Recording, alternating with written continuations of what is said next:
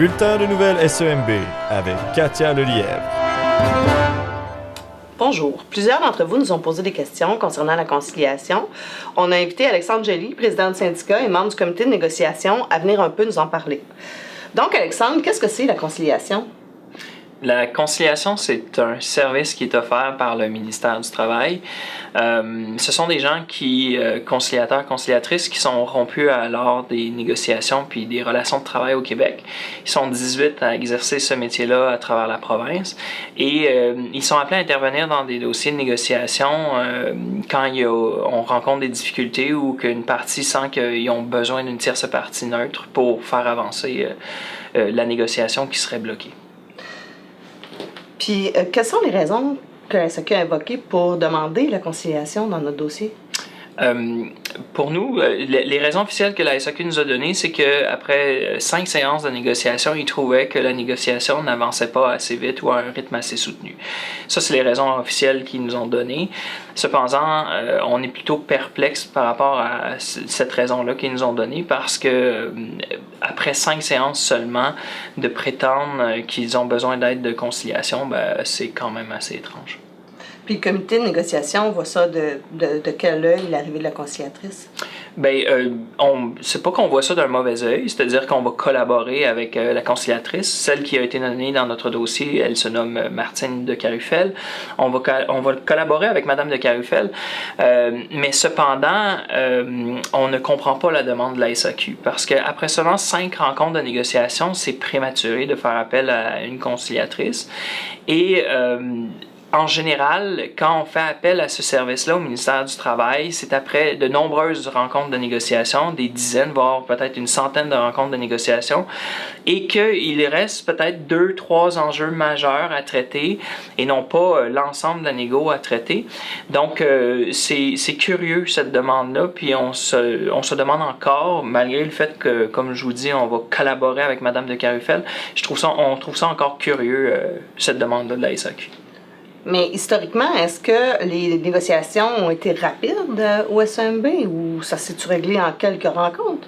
Absolument pas. Moi, je peux vous parler des 20 dernières années. Ça fait quand même depuis 1998 que je suis à la SAQ.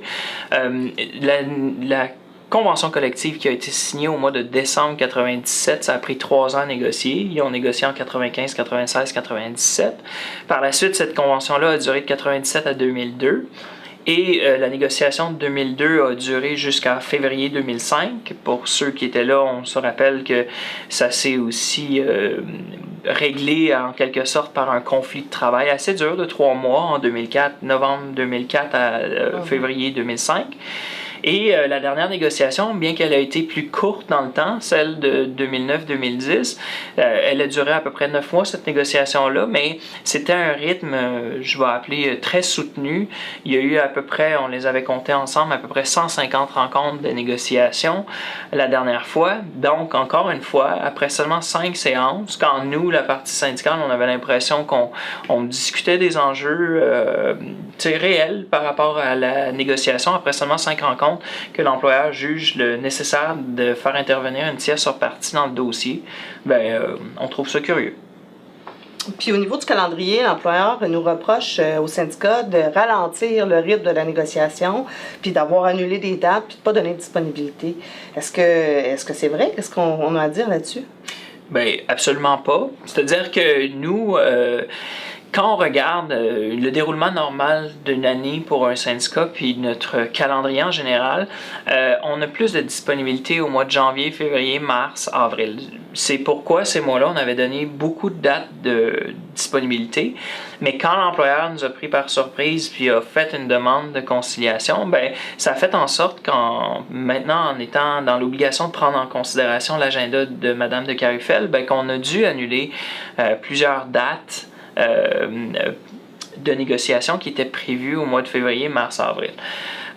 Également, pour ne donner que cet exemple-là, au mois de mai, l'employeur nous reproche de ne pas avoir de date de négociation de disponibilité au mois de mai. Cependant, on avait dès octobre 2016 informer l'employeur que nous allions faire une assemblée générale et qu'on ne serait pas disponible pour la négociation directe avec eux. Ce que l'employeur semble oublier également, c'est que la négociation, comme on a entrepris une négociation traditionnelle, ben, ça ne s'exprime pas seulement par des dates de disponibilité puis des dates de négociation, c'est aussi enraciner les demandes de négociation, c'est aussi aller voir nos membres, c'est aussi établir notre rapport de force pour qu'on puisse avancer, qu'on puisse faire des gains à cette convention collective-là.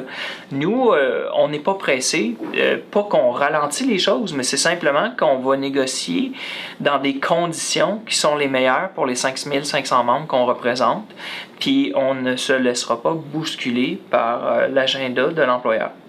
Bien évidemment que c'est difficile de négocier après s'être couché à minuit pour avoir fait une assemblée syndicale. Hein. Le lendemain, on n'est pas top shape. Effectivement, puis je peux comprendre pourquoi l'employeur voudrait profiter de cette situation-là, mais bien sûr, on n'est pas obligé de se soumettre à cette demande-là. Puis c'est pourquoi on a préféré choisir des dates où on est assuré d'avoir la forme nécessaire pour avoir des séances de négociation qui sont constructives, puis qu'on puisse faire avancer justement cette négociation-là. On privilégie la qualité sur la quantité. Ben, merci beaucoup, Alexandre. Je pense que ça va aider plusieurs personnes à comprendre comment ça se passe avec la conciliation. Puis on va sûrement se reparler bientôt sur plein d'autres sujets d'actualité. Oui, sans faute.